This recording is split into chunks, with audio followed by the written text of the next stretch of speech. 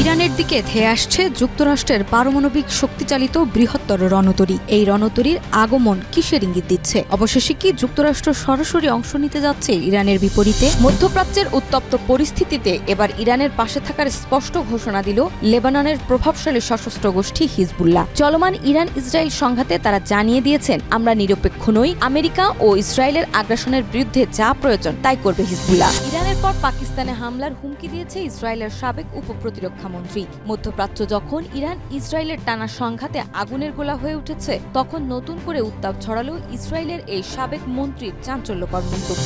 ইসরায়েলের পাশে থেকে ইরানে হামলায় যুক্তরাষ্ট্র জড়ালে পুরো অঞ্চলের নরক নেমে আসবে, এমনই হুঁশিয়ারি দিয়েছে ইরান। দেশটি বলেন, এটি আমেরিকার যুদ্ধ নয়, খামেনিকে বাঁচিয়ে রাখা যাবে না, এখনই মারতে হবে। এভাবেই ইরানকে হুঁশিয়ারি দিল ইসরায়েল। তাহলে কি খামেনিকে হত্যা করতে চলেছে ইসরায়েল?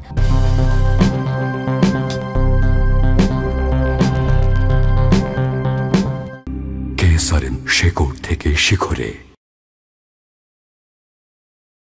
ইরানের দিকে ধেয়ে আসছে যুক্তরাষ্ট্রের পারমাণবিক শক্তিচালিত বৃহত্তর রণতরী। এই রণতরীর আগমন কিসের ইঙ্গিত দিচ্ছে? অবশেষে কি যুক্তরাষ্ট্র সরাসরি অংশ নিতে যাচ্ছে ইরানের বিপরীতে?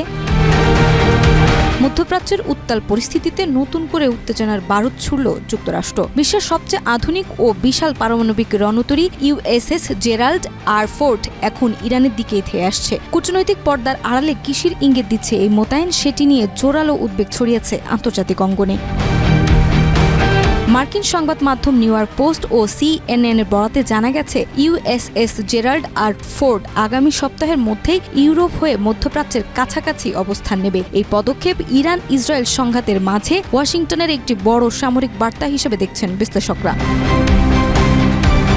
$13 মিলিয়ন ব্যয়ে নির্মিত এই 1100 ফুট দৈর্ঘ্যের পারমাণবিক শক্তিচালিত যুদ্ধ জাহাজটি বিশ্ব ইতিহাসের সবচেয়ে উচ্চ ক্ষমতাসম্পন্ন রণতরী হিসেবে ধরা হয়। এটি যুক্তরাষ্ট্রের তৃতীয় বিমানবাহী রণতরী হিসেবে এই অঞ্চলে যুক্ত হতে যাচ্ছে।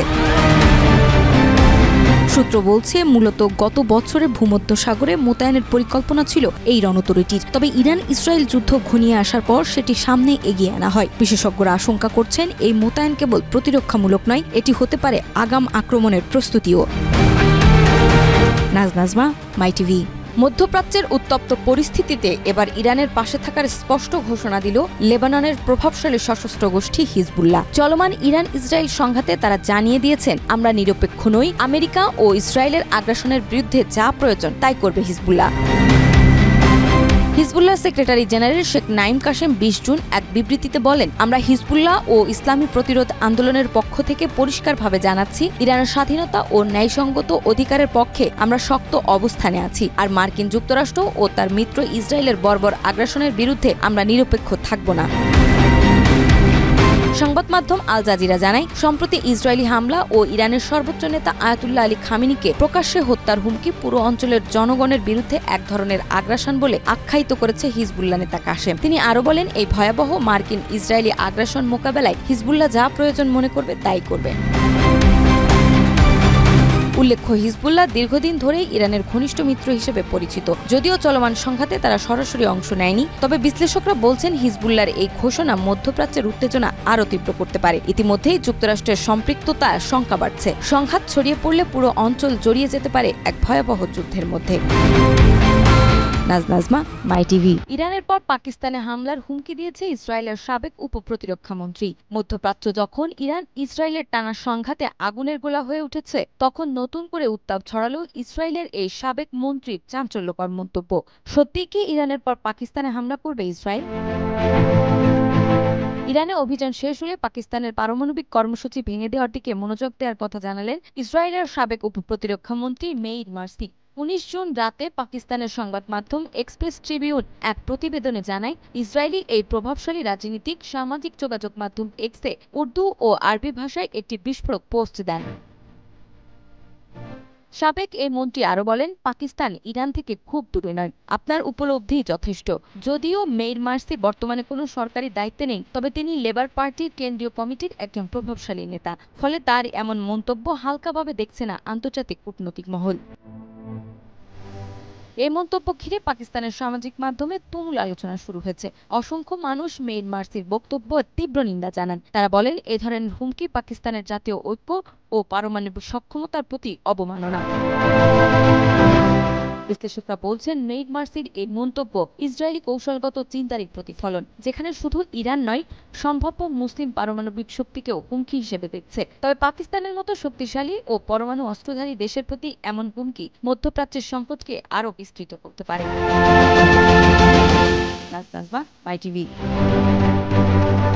ইসরায়েলের পাশে থেকে ইরানে হামলায় যুক্তরাষ্ট্র জড়ালে পুরো অঞ্চলের নরক নেমে আসবে, এমনই হুঁশিয়ারি দিয়েছে ইরান। দেশটি বলেন, এটি আমেরিকার যুদ্ধ নয়। যুক্তরাষ্ট্র যদি এই সংঘাতে ঢোকে তাহলে তা হবে ভয়াবহ এক পরিণতিনামা।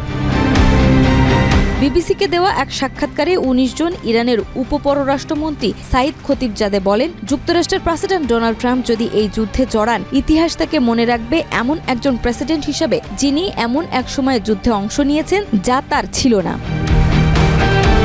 তিনি সতর্ক করেন, যুক্তরাষ্ট্রের সম্পৃক্ততা এই যুদ্ধকে জটিল ও স্থায়ী করে তুলবে। এতে নিরীহ মানুষের উপর দমন-পীড়ন আরও বাড়বে এবং কূটনৈতিক সমাধানের সম্ভাবনা বিলম্বিত হবে। খতিবজাদে আরও বলেন, ইরান আলোচনায় বিশ্বাস করে, কিন্তু আমাদের দেশের উপর যখন বোমাবর্ষণ চলছে তখন কেউ আলোচনায় বসতে পারে না। আগ্রাসন বন্ধ হলেই কূটনীতি হবে প্রথম বিকল্প। এদিকে হোয়াইট হাউস জানিয়েছে, প্রেসিডেন্ট ট্রাম্প এখনই ইরানের বিরুদ্ধে সামরিক পদক্ষেপ নিতে চান না, বরং কূটনৈতিক প্রচেষ্টার জন্য আরও ২ সপ্তাহ সময় দেওয়ার সিদ্ধান্ত নিয়েছেন তিনি। বিশ্লেষকরা বলছেন, যুক্তরাষ্ট্র সত্যিই যদি সরাসরি যুদ্ধে অংশ নেয় তাহলে তৃতীয় বিশ্বের মুখোমুখি হবে বিশ্ব। নাজমা, মাই টিভি। খামেনিকে বাঁচিয়ে রাখা যাবে না, এখনই মারতে হবে, এভাবেই ইরানকে হুঁশিয়ারি দিল ইসরায়েল। তাহলে কি খামেনিকে হত্যা করতে চলেছে ইসরায়েল? আর যদি সত্যিই হত্যা করে তবে কি করবে ইরান? কোন দিকেই বা যাবে যুদ্ধ পরিস্থিতি? মধ্যপ্রাচ্য যেন আগুনের গোলা, আর সেই আগুনেই ঘি ঢেলে দিয়েছে ইসরায়েলের প্রতিরক্ষা মন্ত্রী। এবার সরাসরি ঘোষণা করলেন, ইরানের সর্বোচ্চ নেতা আয়াতুল্লাহ আলী খামেনিকে হত্যা করাই এখন তাদের সামরিক অভিযানের মূল লক্ষ্য। সোরোকো মেডিকেল সেন্টারে এক সংবাদ সম্মেলনে তিনি বলেন, খামেনির মতো ব্যক্তি যিনি বারবার ইসরায়েল ধ্বংসের ডাক দিয়েছেন, তার বেঁচে থাকার অধিকার নেই। তাকে থামানো, তাকে নির্মূল করাই এখন আমাদের উদ্দেশ্য। তিনি আরও যোগ করেন, এই ব্যক্তি দীর্ঘদিন ধরে তার প্রতিনিধিদের মাধ্যমে আমাদের ধ্বংসের ষড়যন্ত্র করে এসেছেন। আমরা আর অপেক্ষা করব না, সময় এসেছে তাকে শেষ করার। এর আগে ইসরায়েলের প্রধানমন্ত্রী বেনিয়ামিন নেতানিয়াহু এক ভিডিও বার্তায় বলেন, এই অভিযান ইরানি জনগণের জন্য স্বাধীনতার দ্বার খুলে দেবে।